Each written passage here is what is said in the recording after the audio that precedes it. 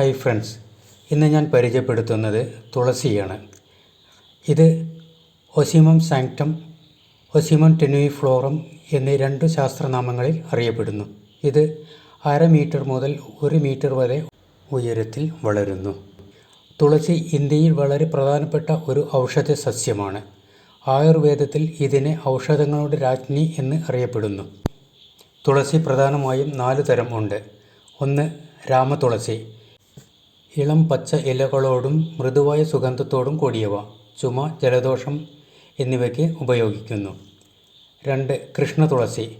കടും പച്ച മുതൽ വയലറ്റ് നിറമുള്ള ഇലകളോട് കൂടിയവ. ഔഷധഗുണം കൂടുതലാണ് ഇവർക്ക്. ശ്വാസകോശ രോഗങ്ങൾക്കും പ്രതിരോധശേഷി വർദ്ധിപ്പിക്കുന്നതിനും ഉപയോഗിക്കുന്നു. 3, വനതുളസി. കാട്ടിൽ വളരുന്ന ഇനം. ശക്തമായ സുഗന്ധം, ആൻറ്റി ഓക്സിഡൻറ്റുകൾ ധാരാളം അടങ്ങിയിരിക്കുന്നു.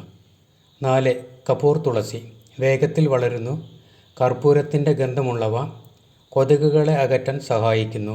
അലങ്കാര സസ്യമായും വളർത്തുന്നു.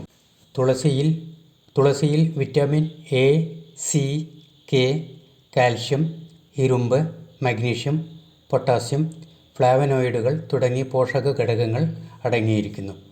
ഇത് രോഗപ്രതിരോധ ശേഷി വർദ്ധിപ്പിക്കാനും ചുമ, ജലദോഷം, പനി എന്നിവ കുറയ്ക്കാനും സഹായിക്കുന്നു.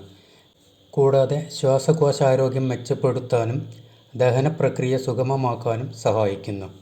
ഇത് ഒരു വിഷഹാരി കൂടിയാണ്. തുളസി ചായ, കഷായം, ജ്യൂസ് എന്നീ രൂപങ്ങളിൽ ഉപയോഗിക്കുന്നു.